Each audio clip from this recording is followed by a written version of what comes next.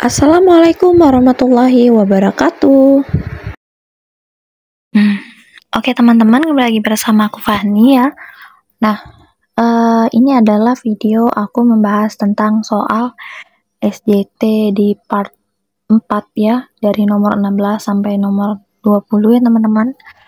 Nah, di part 3 ini adalah soal bonus dan aku akan membahas pada video kali ini ya, di part 4-nya teman-teman ya. Nah, langsung saja ya teman-teman. Sebagai guru, Anda sedang mengajar di kelas dan menanyakan sebuah pertanyaan. Seorang siswa yang biasanya pemalu dan jarang berpartisipasi dengan percaya diri mengangkat tangannya dan memberikan jawaban. Sayangnya, jawabannya tidak tepat. Bagaimana Anda memberikan feedback untuk memastikan siswa tersebut tetap termotivasi untuk berpartisipasi di masa depan? Pilihan A, itu salah. Siapa yang bisa memberikan jawaban yang benar? Pilihan B, terima kasih telah menjawab. Jawabanmu mendekati yang benar. Mari kita lihat bersama bagaimana cara mendapatkan jawaban yang tepat. Pilihan C, saya tahu. Kamu bisa melakukan yang lebih baik dari itu. Cobalah lagi. Poin D, kamu selalu salah, ayo berpikir sebelum menjawab. Poin E, jawabanmu menarik. Bisa jelaskan mengapa kamu berpikir begitu? Mari kita diskusikan bersama. Nah, silakan teman-teman jawab dulu ya teman-teman sebelum aku masuk ke pembahasan dan jawaban yang mana yang paling tepat. Oke, langsung kita bahas ya bersama-sama ya teman-teman. Nah, di sini kesimpulan dari soal ini menyatakan bahwa ada seorang siswa yang biasanya itu dia pemalu dan jarang sekali mengangkat tangan saat sesi tanya jawab dan jarang berpartisipasi juga. Tapi ketika itu siswa tersebut mengangkat tangan dengan percaya diri menjawab pertanyaan. Nah, tapi jawabannya itu tidak tepat. Nah, bagaimana sih kita sebagai seorang guru memberikan feedback untuk memastikan siswa tersebut tetap termotivasi? Jadi, feedback kita itu bagaimana? Jangan sampai feedback yang kita berikan itu membuat siswa tersebut takut untuk menjawab pertanyaan-pertanyaan ke depannya. Nah, bisa kita lihat di sini ya teman-teman, di poin A, itu salah. Siapa yang bisa memberikan jawaban yang benar?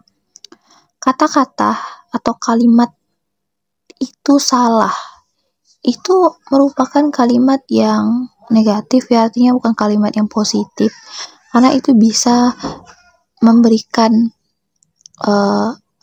rasa kurang percaya diri terhadap siswa jika kita memberikan feedback seperti itu. Kita lihat di option B ya. Tadi option A-nya kita skip. Nah, di option B di sini, terima kasih telah mencoba. Jawabanmu mendekati yang benar. Mari kita lihat bersama bagaimana cara mendapatkan jawaban yang tepat. Nah, di B ini ya, pilihan B ini merupakan kalimat yang ada positifnya teman-teman. Karena ada kata-kata terima kasih telah mencoba, terus ada kalimat juga ya, jawabanmu mendekati yang benar. Nah, itu adalah kalimat positif teman-teman. Lanjut pilihan C teman-teman. Saya tahu kamu bisa melakukannya lebih dari itu. Cobalah lagi.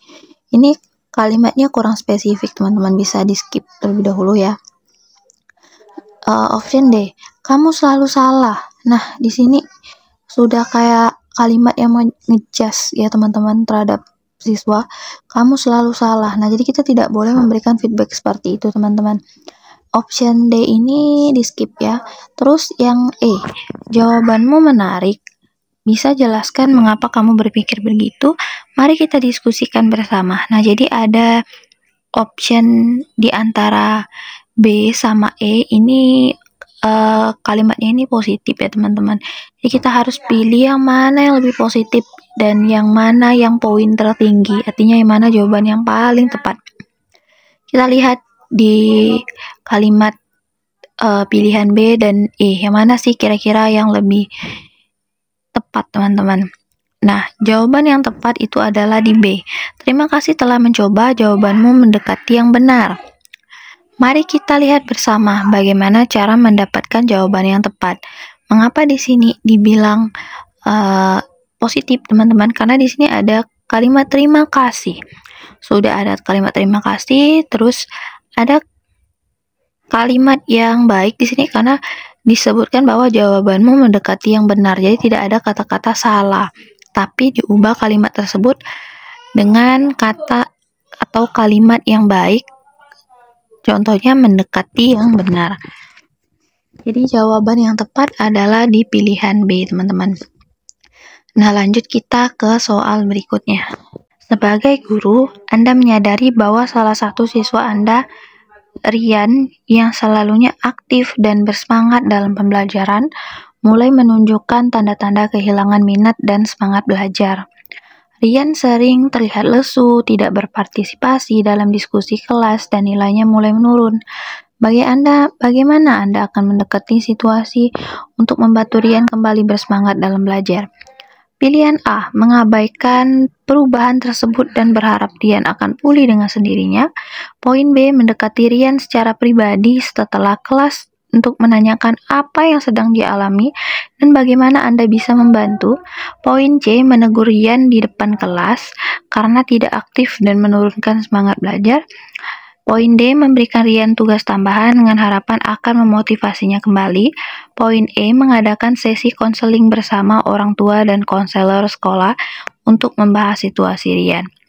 Nah, silakan di-pause terlebih dahulu, teman-teman. Setelah itu kita akan masuk pembahasan dan memilih jawaban yang paling tepat.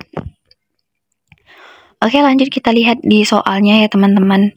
Jadi kesimpulan dalam soal ini ya, teman-teman, ada seorang anak yang bernama Rian. Dia ini tidak aktif dalam proses pembelajaran, tapi waktu sebelumnya dia aktif dan bersemangat. Pada saat setelah itu, dia menunjukkan tanda-tanda kehilangan minat dan semangat belajar, sering lesu dan jarang sekali berpartisipasi dalam diskusi kelas, mengakibatkan nilainya mulai menurun. Nah, sebagai seorang guru, kita itu harus bagaimana dengan situasi tersebut?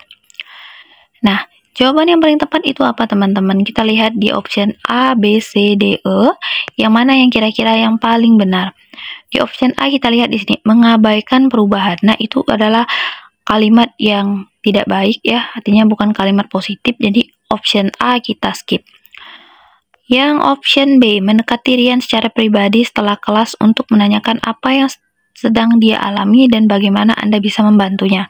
Nah, di option B ini kalimatnya positif ya, teman-teman. Terus yang C, menegur Rian di depan kelas karena tidak aktif dan menurunkan semangat belajar. Kalau poin C ini kurang efektif ya, teman-teman, kalimatnya, karena menegur Rian di depan kelas artinya dari cara guru menegur di depan kelas itu akan membuat diri siswa ini dilihat teman-temannya itu jadi kayak kurang percaya diri, makin tambah kurang percaya diri, teman-teman. Terus poin option D, memberikan Rian tugas tambahan dengan harapan akan memotivasinya kembali. Ini lebih ke menambah beban siswa tersebut. Jadi C sama D kita skip. Terus yang pilihan E, mengadakan sesi konseling bersama orang tua dan konselor sekolah untuk membahas situasi Rian. Nah, di sini udah sampai ke mengadakan sesi konseling. Artinya ini situasi yang sudah berat, teman-teman. Jadi ini kan hanya situasi kelas yang hanya sikap Rian yang berubah, dulunya semangat, sekarang jadi tidak bersemangat. Jadi yang paling benar pilihannya yaitu adalah pilihan B, teman-teman. Dengan cara mendekatkan Rian secara pribadi setelah kelas untuk menanyakan apa yang sedang dia alami dan bagaimana Anda bisa membantunya. Jadi yang benar adalah poin di pilihan B, teman-teman. Nah, jadi kita ke soal berikutnya. Oke, lanjut ke soal berikutnya, teman-teman. Sebagai seorang guru, Anda mengetahui bahwa dalam kelas Anda ada seorang siswa baru, Arif, yang memiliki kesulitan belajar. Meskipun Arif cerdas dan bersemangat, dia memerlukan pendekatan pembelajaran yang sedikit berbeda dari siswa lainnya. Bagaimana Anda akan mengakomodasi kebutuhan Arif tanpa mengabaikan kebutuhan siswa lain. A. Mengabaikan kebutuhan khusus Arif dan mengajarkan materi seperti biasa dengan harapan dia akan menyesuaikan diri. B. Memberikan tugas khusus hanya untuk Arif dan membiarkannya belajar sendiri tanpa interaksi dengan siswa lain. C. Menegur Arif setiap kali dia tampak kesulitan mengikuti pelajaran untuk memotivasinya. D. Memberikan Arif materi tambahan untuk dipelajari di rumah tanpa dibimbing khusus. E. Mengintegrasikan pendekatan pembelajaran diferensiasi, di mana Anda menyesuaikan metode pengajaran agar sesuai dengan kebutuhan semua siswa, termasuk Arif, dan memastikan setiap siswa mendapatkan kesempatan yang sama untuk berpartisipasi dalam aktivitas kelas. Oke, boleh di-pause dulu videonya Bapak Ibu atau teman-teman sekalian. Kalian bisa jawab dulu ya, simpan dulu jawabannya, terus nanti kita akan bahas sama-sama dan mengetahui jawaban yang paling tepat. Oke, kita lihat di sini ya teman-teman ya. Jadi soal di sini ya, bagaimana sih kita sebagai seorang guru menghadapi ini ya? Tindakan kita itu bagaimana sih? Misalnya ada salah satu siswa kita yang kesulitan belajar ya, contohnya di sini bernama Arif ya, dia kesulitan belajar dan dia memerlukan pendekatan pembelajaran yang sedikit berbeda dari siswa lain. Nah, bagaimana sih tindakan kita sebagai guru? Nah, kita lihat di pilihan A, mengabaikan kebutuhan khusus Arif. Nah, ini udah kalimat yang bukan kalimat positif ya, karena ada kata-kata mengabaikan, itu bukan. Jadi, pilihan A kita skip. Terus, yang B, memberikan tugas khusus hanya untuk Arif dan membiarkannya belajar sendiri. Ini juga bukan kalimat positif, teman-teman. Karena sudah diberikan tugas khusus dan dibiarkan belajar sendiri tanpa ada interaksi, ini juga bukan kalimat positif. Terus yang C, menegur Arif setiap kali dia tampak kesulitan mengikuti pelajaran untuk memotivasinya. Nah, di poin C ini hanya menegur, tapi tidak ada solusi. Nah, itu juga tidak baik ya. Pilihan ini artinya bukan pilihan yang benar ya teman-teman ya. Jadi kita lihat lagi di poin D, memberikan Arif materi tambahan untuk dipelajari di rumah tanpa bimbing khusus. Nah, kalimat yang tidak artinya tidak positif dan tidak sesuai dengan soalnya di sini tanpa bimbingan khusus. Sudah diberikan materi tambahan tapi tanpa bimbingan khusus, itu tidak bisa teman-teman ya. Nah, di poin E, mengintegrasikan pendekatan pembelajaran diferensiasi, di mana Anda menyesuaikan metode pengajaran agar sesuai dengan kebutuhan semua siswa, termasuk Arif, dan memastikan setiap siswa mendapatkan kesempatan yang sama untuk berpartisipasi dalam aktivitas kelas. Nah, jadi yang paling tepat itu yang E, teman-teman. Karena jika ada beberapa siswa yang memerlukan pendekatan pembelajaran yang sedikit berbeda dari siswa lain, seorang guru harus mengintegrasikan pendekatan pembelajaran yang diferensiasi ya. Karena dari pendekatan pembelajaran diferensiasi ini akan memastikan setiap siswa mendapatkan kesempatan yang sama untuk berpartisipasi dalam aktivitas kelas. Jadi jawaban yang benar adalah E. Oke, lanjut ke soal berikutnya. Selanjutnya, Anda menemukan materi pembelajaran yang sangat sesuai dan bermanfaat untuk siswa Anda di internet.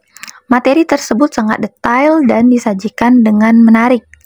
Anda berpikir untuk menggunakan materi tersebut sebagai bahan ajar utama di kelas Anda, tanpa memberikan kredit atau rujukan asal sumbernya.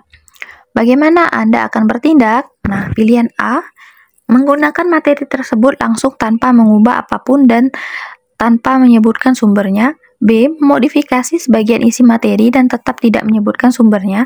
C, menggunakan materi tersebut dan memberikan kredit kepada sumber aslinya di akhir presentasi Anda. D, menghubungi penulis atau pemilik materi untuk meminta izin penggunaan sebelum mempersembahkannya di kelas. E, menggunakan materi sebagai referensi dan membuat materi Anda sendiri dengan gaya pengajaran Anda, sambil memberikan kredit pada sumber aslinya. Nah, silakan di pause dulu videonya teman-teman, dijawab dulu, simpan dulu jawaban kalian. Setelah itu kita akan bahas dan mengetahui jawaban yang paling tepat.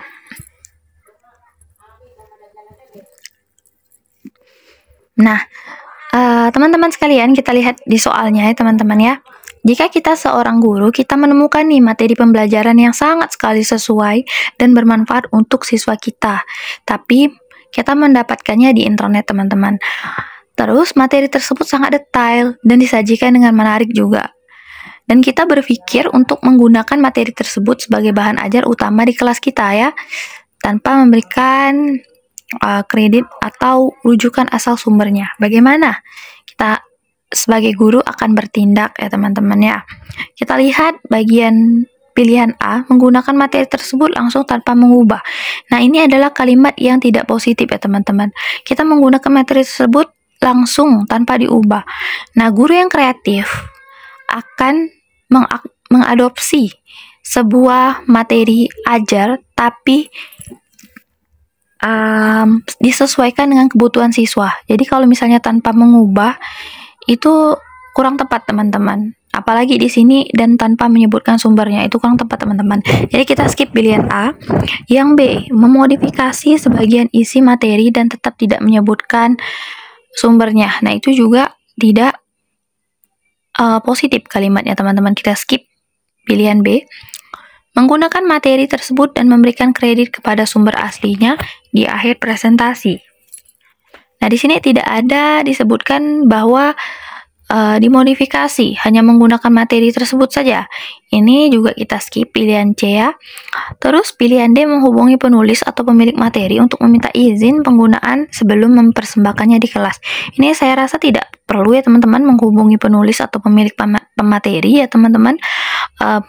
Menghubungi penulis atau pemilik materi untuk meminta izin penggunaan ini saya rasa tidak perlu, karena kita memberikan materi kepada siswa itu hanya kita perlu sebagai referensi kita, dan kita harus membuat materi ajar kita sendiri dengan gaya pengajaran yang ada di kelas sesuai dengan kebutuhan siswa. Jadi yang paling benar ini adalah di pilihan E, menggunakan materi sebagai referensi dan membuat materi Anda sendiri dengan gaya pengajaran Anda sambil memberikan kredit pada sumber aslinya. Jadi yang paling tepat itu adalah di jawaban E, teman-teman. Oke, lanjut kita soal berikutnya. Anda adalah seorang guru yang sedang sibuk dengan banyak tugas tambahan di sekolah. Waktu pengumpulan nilai siswa untuk rapor mendekat. Tetapi, Anda belum selesai menilai semua tugas siswa. Anda mempertimbangkan langkah apa yang harus diambil untuk memastikan nilai siswa dikumpulkan tepat waktu. Bagaimana Anda akan bertindak? A. Mengatur waktu tambahan di luar jam kerja untuk menyelesaikan penilaian meskipun itu berarti Anda harus mengorbankan waktu istirahat Anda. B. Menunda pengumpulan nilai dengan alasan sibuk dan meminta tenggang waktu tambahan kepada kepala sekolah. C. Meminta bantuan guru lain untuk menilai sebagian tugas siswa Anda tanpa memberitahu siswa. D. Memberikan nilai rata-rata kepada semua siswa berdasarkan penilaian sebelumnya tanpa mengevaluasi tugas terbaru mereka. E. Mengabaikan tugas-tugas yang belum dinilai dan hanya mengumpulkan nilai dari tugas-tugas yang sudah Anda nilai. Oke, silakan di-pause dulu video ini teman-teman sekalian. Nah, setelah itu kita akan bahas dan mengetahui jawaban yang paling tepat. Oke, langsung kita lihat ya teman-teman di sini ya. Ini Anda adalah seorang guru yang sedang sibuk nih dengan banyak sekali tugas tambahan di sekolah. Tapi waktu pengumpulan nilai siswa untuk penilaian raport ini sudah mendekat teman-teman. Tetapi Anda belum selesai menilai semua tugas siswa. Terus langkah apa sih yang dapat dipertimbangkan untuk diambil dalam situasi tersebut? Langkah apa, teman-teman? Nah, kita lihat. A. Mengatur waktu tambahan di luar jam kerja untuk menyelesaikan penilaian, meskipun itu berarti Anda harus mengorbankan waktu istirahat Anda. Nah, ini ada kalimat positif ya, teman-teman. Lebih ke mengatur waktu, meskipun harus mengorbankan waktu istirahat. B. Menunda pengumpulan nilai. Nah, menunda pengumpulan nilai dengan alasan sibuk. Ini kalimatnya tidak positif. Kalau misalnya kita dalam situasi kerja ya teman-teman, kita harus benar-benar memanfaatkan waktu, dan jika sudah ada deadline ya, tidak boleh menunda kerjaan tersebut, jadi harus tepat waktu. Jadi B ini kalimat yang tidak positif, jadi di skip pilihan B. C. Meminta bantu guru lain untuk menilai sebagian tugas siswa Anda tanpa memberitahu siswa. Nah, ini juga kurang positif ya teman-teman, karena ini kan adalah tugas kita sendiri untuk menilai tugas-tugas siswa. Jadi tidak boleh ada bantuan guru lain ya teman-teman, karena ini kurang tepat teman-teman. Pilihan D. Memberikan nilai rata-rata kepada semua siswa berdasarkan penilaian sebelumnya tanpa mengevaluasi tugas terbaru mereka. Nah, ini sangat tidak disarankan ya teman-teman, karena nilai siswa itu kan berbeda-beda setiap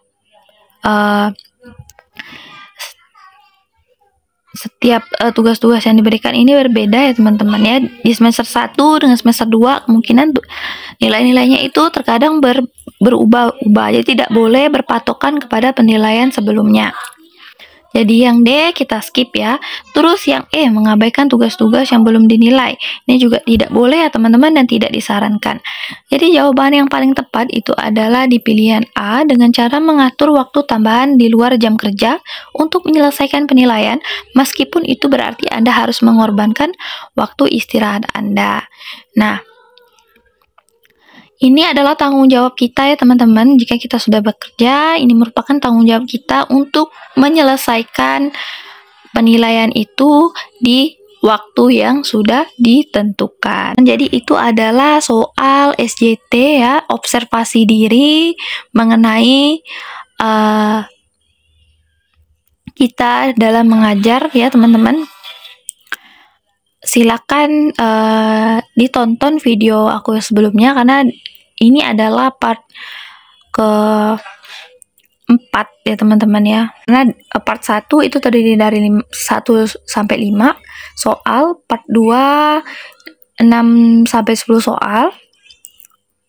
Jadi setiap part itu berjumlah 5 soal. Jadi kalian cek aja playlist aku tentang soal SJT atau observasi diri P3K Guru ya teman.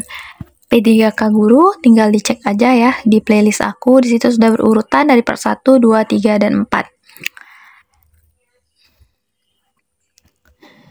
Nah, jangan lupa like and subscribe dan aktifkan tombol lonceng agar setiap aku upload video terbaru kalian bisa dapat notifikasi dari channel ini. Dan jangan lupa share juga video ini agar bisa bermanfaat untuk banyak orang. Akhir kata aku akhiri, wassalamualaikum warahmatullahi wabarakatuh.